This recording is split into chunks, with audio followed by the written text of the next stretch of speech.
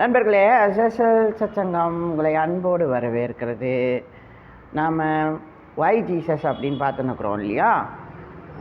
இன்றைக்கி நாம் Jesus is my question அப்படின்னு பார்க்கலாம். ஸோ நான் வேலூரில் இப்படி ஒரு மினிஸ்ட்ரி இருக்குது, இயேசு என் பதில் அப்படின்னு ஒரு மினிஸ்ட்ரி இருக்குது. ஸோ நான் அதை பார்த்தேன். ஒரு பிரதர் இந்த மாதிரி ஒரு வண்டி எடுத்துன்னு வருவார். இதில் இயேசுவே பதில் அப்படின்னு இருக்கும்.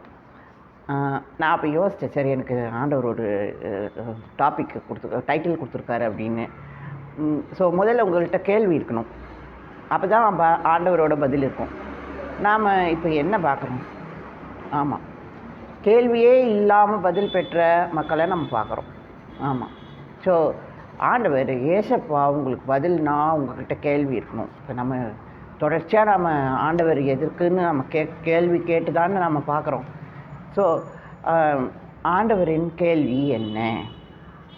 வை ஜீசஸ்ன்னு கேட்குறது ரொம்ப சுலபம், ஆனால் பதில் கண்டுபிடிக்கிறது தான் சந்தோஷம் இல்லையா? Jesus is a Lord. ஆண்டவர் ஏசப்பா தெய்வம், இறைவன், யாவே தேவனின் தற்சரூபம். ரொம்ப சுலபம், இது பதிலான காரியம்தான். ஆனால் உங்ககிட்ட இதிலெல்லாம் கேள்வி இருக்கா? நீங்கள் பார்க்கலாம். நாம் யோபுவின் கதையை சொல்லுவோம். யோபு ஒரு நல்ல வாழ்ந்த மனிதன். அவன்கிட்ட வீடு, தோட்டம் தொடவு, பிள்ளைகள், கால்நடைகள், இப்படி நிறையா காரியம் அவன்கிட்ட இருந்தது. இருந்தும் அவன் சமூகத்தில் அவனுக்கு ஒரு சம்பவம், அவனுக்கு ஒரு கஷ்டம் இருக்குது. தேவ சமூகத்தில் சாத்தான் வந்தான். என் பிரியமான யோபுவை பார்த்தாயா அப்படின்னு சாத்தான்கிட்ட ஆண்டவர் பேசுகிறாரா? ஆண்டவர் பேசி கேட்குறார், இப்படி அவனை நீ பார்த்தாயா அப்படின்னு கேட்குறார். யார்கிட்ட கேட்குறார்? சாத்தான்கிட்ட கேட்குறார். சாத்தான்கிட்ட கேட்டோடனே அவன் என்ன சொல்லுவான் பதில்? நீங்கள் சொல்லுங்க. நான் பார்த்தேன், ஆனால் அவன் உங்கள் ஆசீர்வாதத்தால் தானே அப்படி இருக்கான் அப்படின்னு ஆண்டவர் சொல்கிறார். அப்படின்னு ஆண்டவர்கிட்ட சாத்தான் சொல்கிறான். ஸோ இதுதான் அந்த கதாபகுதி. ஆனால் நீங்கள் சொல்லுங்க, இப்படி ஒரு காட்சியை ஆண்டவர் அனுமதிச்சிருப்பாரா? அவனை பக்கத்தில் கொண்டு ஆண்டவர் பேச விட்டுருப்பாரா? நீங்கள் அதை யோசிக்கணும். It's very bad to happen. சாத்தாங்கிட்டே ஆண்டவர் பேசுவார். ஸோ நீங்கள் பார்க்கணும், என் பிரியமானவன் ஆண்டவர் யோபுக்கிட்ட முதல்ல பேசியிருக்கார். நீங்கள் அதை பார்க்கணும்.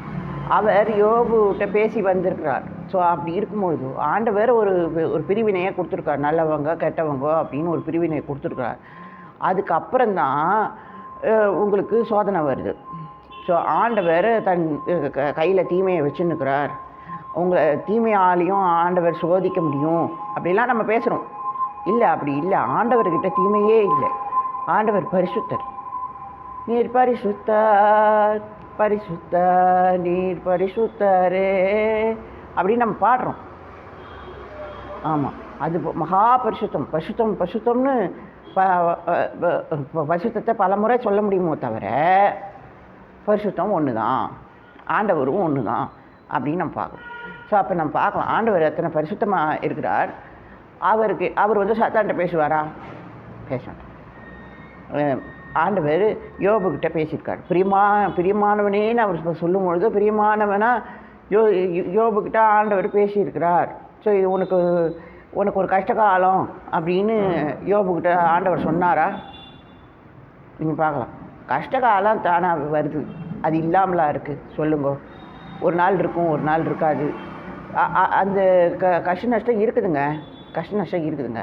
ஆனாலும் நீங்கள் பார்க்கலாம், யோபு ஒரு நல்ல வாழ்ந்த மனிதன் அப்படிங்கிறத நம்ம பதிவில் வச்சுக்கணும்.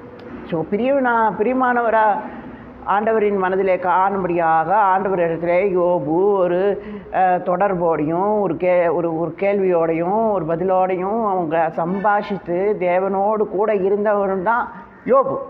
நீங்கள் பார்க்கணும். அப்படி அவன் அப்பாவி இல்லை. நீங்கள் பார்க்கலாம். சாத்தானின் சோதனை அது அது வந்து விதியா? ஆமாம். யோபுக்கிட்ட ஒரு பாவங்கிற தவற விடப்பட்ட கற்பனை இருந்ததா, இலக்கு இருந்ததா நீங்கள் பார்க்கணும். ஸோ பாவத்துக்கு நாம் என்ன அர்த்தம் சொல்கிறோம்? தவற விடப்பட்ட இலக்கு. ஸோ இப்போ நம்ம யோபுவை முதல்ல முடிச்சிடுவோம். அப்படியான ஒரு தொடர்பில் இருந்த மனிதன் அவன் சொல்கிறான், ஆண்டவர் வாழ்வு தந்தார், சோதனைக்கு நாம் பயப்படுவோமா அப்படின்னு அவன் கேட்கலாம். ஸோ கேட்கலாம். ஆனால் இது வந்து தெய்வந்தான் நெருப்பை போட்டுச்சு, தெய்வந்தான் சோதிச்சிச்சு அப்படின்னு நம்ம கதைக்கு சொல்லலாம். ஏன்னா கதை அப்படி தானே சொல்லி ஆகணும். கதையின் சுவாரஸ்யம், கதையின் போக்கு அப்படி இருக்கணுங்கிறதுக்காக அப்படி சொல்லப்பட்டது.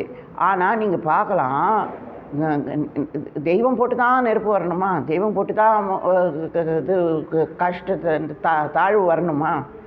நீங்கள் பார்க்கலாம். அப்புறம் இன்சூரன்ஸ் கம்பெனிக்கே வேலை இல்லையோன்னு. ஸோ பார்க்கலாம்.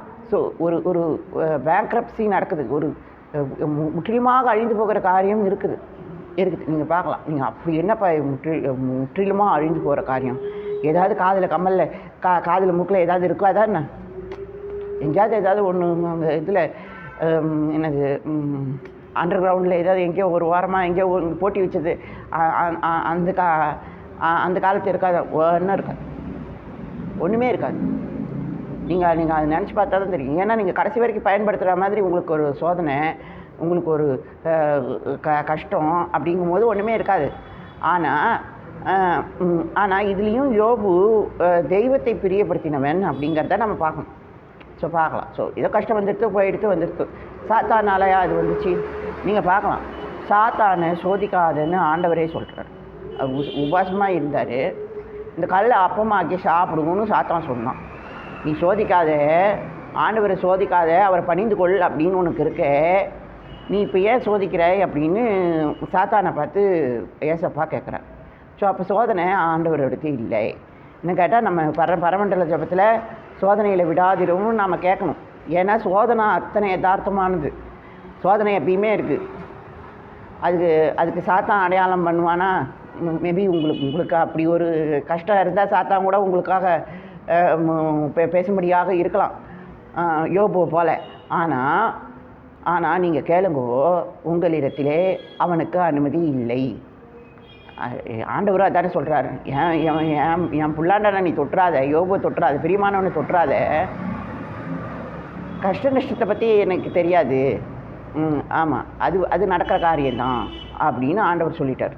ஸோ ஆனால் நீங்கள் பார்க்கலாம், யோபு சமூக மனிதன், அதில் பாடம் கற்கிறான்.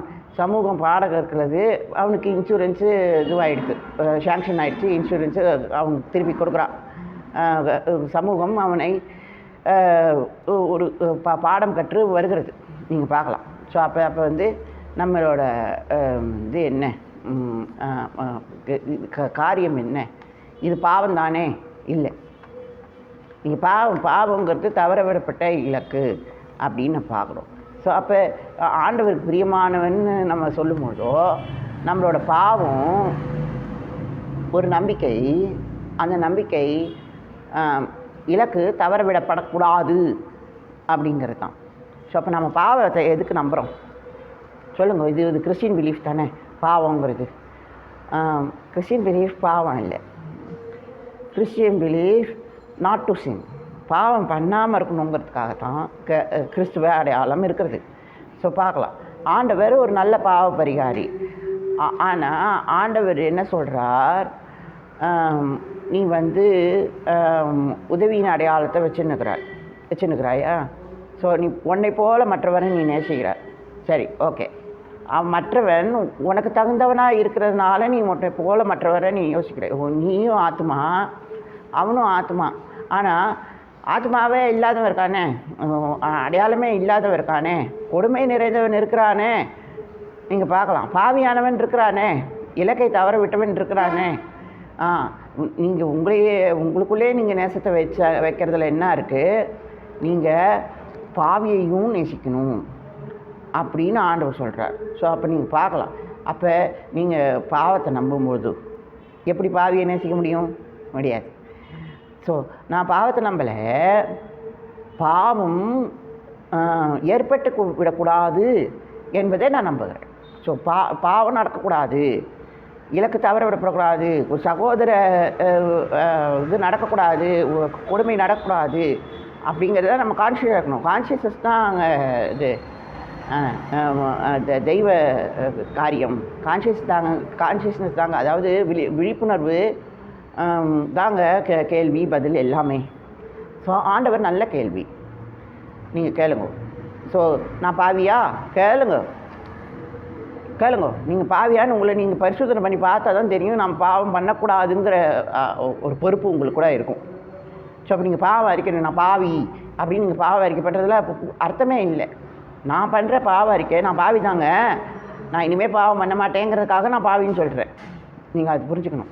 ஸோ இது எளிய வாழ்க்கை இல்லை, எதுவுமே சாதாரண வாழ்க்கை இல்லை. இது பாவத்துக்கு எதிரான யுத்தத்தின் வாழ்க்கை. ஸோ நீங்கள் பார்க்கலாம். ஆனால் ஆண்டவர் தான் இதை செய்கிறார். நீங்கள் பயன்படுத்தணும், ஆண்டவரை பயன்படுத்தணும். இதுதான் நம்மளுடைய ஸ்வதர்மம். நம்ம ஸ்வதர்மம்னு என்ன நினச்சின்னுக்கிறோம் அது சொல்லு. ஒரு இந்து மதம், அந்த தேவதையின் நாமம், கோயில், அப்புறம் என்னென்ன அது அந்த கொழுக்கட்டை, அப்புறம் என்ன வேறு என்ன சுண்டல், புளியோதரை, நல்லா டெலிகேசியாக இருக்கும்னு நினைக்கிறேன். ஸோ அக்கார அடிசலா வடிசலா, ஸோ இதெல்லாம் இது இருக்குது. பாயசம், இதெல்லாம் அந்த தேவதைகளோடைய அடையாளத்தில் வர்ற டெலிகேசி ரெசிபீஸ். ஸோ பார்க்கலாம். சர்க்கரை பொங்கல், சொல்லுங்கள். நான் எல்லாமே தேவதைக்காக செய்கிறனோ இல்லையோ, நான் தேவத்தை மாரி சாப்பிடுவேன். அது சொல்லுங்கள். சரி பார்ப்போம். ஸ்வதர்மம், என் பிள்ளைகள். ஆமாம், நான் எப்பயுமே நம்ம நம்ம என்ன ஆம்படையான், என் தர்மபத்னி, அதான் ஸ்வதர்மம். என் ஸ்வதர்மம் என் மாமி இருக்கலாம். ஆனால் அது ஒரு நாள் மாற்றமாகும். ஆமாம், ஒரு நாள் இது வரும், கஷ்ட நஷ்டம் வரும். ஸோ பார்க்கலாம். அவைலபிலிட்டி இல்லாமல் இருக்கும். ஆமாம், என் சுதர்மம் என்னையே என்னால் சுதர்மமாக வச்சுக்க முடியாது. ஒரு நாள் ஜுரம் வந்துருச்சுன்னா நான் போய் எங்கேயாவது இதுவாகிடணும், ஆஸ்பத்திரிக்கு போயிடணும். ஸோ சுதர்மம் ஆஸ்பத்திரியாக போயிடும். நீங்கள் பார்க்கலாம். இப்போ ஏசுநாதரா சுதர்மம், நீங்கள் அது யோசிங்க. நம்ம டாபிக் வரும். ஏசுநாதர் சுதந்திரமா இல்லை. நான் சொல்லுங்க. அப்படிதான் நான் தந்தையின் இடத்துல கேட்கிறேன், பிதா குமார புஷ்தாவியின் அறிக்கை, இதுதான் சுதந்திரமா? ஆமாம், உண்மைதான். அது நம்மளோட மார்க்க காரியத்தில் அது சுதர்மம், நம்மளுடைய அடையாளம். ஆனால் நம்மளோட சுதந்திரமும் பிதாகுமார பரிசுத்தாவியான நம்ம பயன்படுத்துவது தான். நம்ம எதை பயன்படுத்துகிறோம், நம்ம எதை கேட்குறோம். ஒரு நேரம் வருங்க, தெய்வமே இல்லையோ அப்படிங்கிற கஷ்டம் வரும். வரும்னு நான் சொல்லலை, வரணும்னு சொல்லலை, வராமல் இருக்கணுங்கிறதுக்காக நம்ம தினம் பயன்படுத்தி ஆண்டவரை கேட்டு ஒரு இதுவாக இருக்கணும், ஒரு பலமாக இருக்கணும். அதான பார்க்கணும். ஸோ என் சுதந்திரமாக நல்ல வார்த்தைங்க. நான் நல்லதே தான் பேசுவேன், நல்ல வார்த்தையாக தான் பேசுவேன். எனக்கு யாரையும் அவன் தீயவன், அவன் பாவத்தில் இருக்கான் அப்படிங்கிறதுக்காக கூட நான் தப்பான வார்த்தையை நான் கேள்விக்காக கூட சொல்ல மாட்டேன். ஆமாம், அது அந்த மனிதனுடைய கள்ளக்காதல். இந்த வார்த்தையெல்லாம் நீங்கள் பேசலாமாங்க? இதெல்லாம் அசிங்கமான வார்த்தை இல்லையா? ஆமாம், நம்மளை இதில் எதுக்காக சபையில் எதுக்காக வீடியோ பண்ணுறாங்க, எதுக்காக இது பண்ணுறாங்க, எதுக்காக இது நடக்குது, ஆன்லைன் சர்வீஸு, நம்ம ஏன் காட்சிப்படுத்தப்படுகிறோம்? ஒன்றும் கிடையாது. நமக்கு காட்சிப்படுத்துறதுனால நமக்கு பிரச்சனை இல்லைங்கிறனால நம்ம காட்சிப்படுத்தப்படுகிறோம். ஆனால் நீங்கள் பாருங்க, தேடி கண்டுபிடிச்சி அவன் யாரோட கள்ளக்காதலி யாருன்னு நீ கண்டுபிடிச்சி நீ ஜூம் பண்ணி, இதெல்லாம் வயலேஷன் ஆஃப் ஹியூமன் ரைட்ஸுங்க. ஆமாம், நீங்கள் என்ன தான் உண்மையாக நீங்கள் இதை எடுத்துக்கொண்டாலும், நீங்கள் இப்படியெல்லாம் மனிதர்களை தேடி கண்டுபிடிச்சி அவங்க எங்கே இருக்கான் அந்த மொட்டை அப்படின்னு நீங்கள் கேமரா வச்சு தேடுறது. நான் முதல் வரிசையிலே இருப்பேன், நீங்கள் தேட வேண்டியில்லை. இருந்தாலும் சொல்கிறேன், நம்ம சோதர்மம் இச்சை அடக்கம், கட்டுப்பாடு, நல்ல வார்த்தை, அதை நீங்கள் தெரிஞ்சு கொள்ளணும். நல்லதே பேசணும், நல்லதே கொண்டு வரணும். இப்படியெல்லாம் நீங்கள் வந்து இதுக்கு மார்க்கத்துக்கு விரோதமாக நடந்துக்கக்கூடாது. அப்புறம் யார் வெளியில் வர்றதுக்கே இது பண்ணுவாங்க, ட்ரபிள் பண்ணுவாங்க. ஸோ இப்போ க்ரௌடை காமிச்சு நம்ம என்ன பண்ண போகிறோம்? ஒன்றும் பெரிய இஷ்யூ இல்லை. ஆமாம், இப்போ ஏன் மூஞ்சி பார்த்து நீங்கள் என்ன பண்ண போகிறீங்க? ஒன்றும் கிடையாது. நீங்கள் ஜஸ்ட் ஒரு பிளாக் ஸ்க்ரீனை போட்டுட்டு நீங்கள் நான் பேசுகிறத கேட்டுட்டு போயிடலாம். ஸோ நமக்கு நம்மளோட சோதர்மம் ஆண்டவருடைய நம்ம ஒரு கேள்வி வச்சுருக்கிறது தான். ஆண்டவர் பதிலா அது உங்களுக்கு பதில்னு இருந்தால் சந்தோஷம்தான், எனக்கும் இருந்து சந்தோஷம்தான். ஆண்டவர் பதில் தான். ஆனால் நாம் அதை பயன்படுத்தி பெற்றோமா அப்படிங்கிறத நீங்கள் பாதுகாத்துக்கணும். நான் பயன்படுத்தினேன், நான் பெற்றுக்கொண்டேன் அப்படிலாம் இருக்கணும். ஸோ நம்ம பார்க்குறோம். ஸோ எது சொதர்மம்னா ஒருத்தருக்கு ஒன்று சொதர்மம். பாகவதனுக்கு ஒரு சொதர்மம், தெய்வத்தின் சொதர்மம் வேறு. ஸோ தெய்வம் பாகவதன் ரெண்டு பேரும் மீட் பண்ணுறாங்கோ. ஸோ நீங்கள் பார்க்கலாம், நம்ம மொழி தாங்க நமக்கு சொதர்மம். ஆமாம், அவன் பக்தன், பாகவதன், தெய்வம், இதெல்லாம் அது அநியாயம், அநீதி. நீங்கள் பார்க்கலாம். ஸோ இந்த ட்ராமாவை நீங்கள் கொண்டு வராதீங்க. ஆமாம், டோன்ட் பிரிங் எமோஷ்னல் ட்ராமா இந்த இஷ்யூ ஆஃப் இது சொல்கிறது பக்தி, டிசைபிள்ஷிப், இதிலெல்லாம் ட்ராமாவே கூடாது. ஆமாம், நீங்கள் பார்க்கலாம், பக்திங்கிறது ஒரு சொதர்ம காரியம்.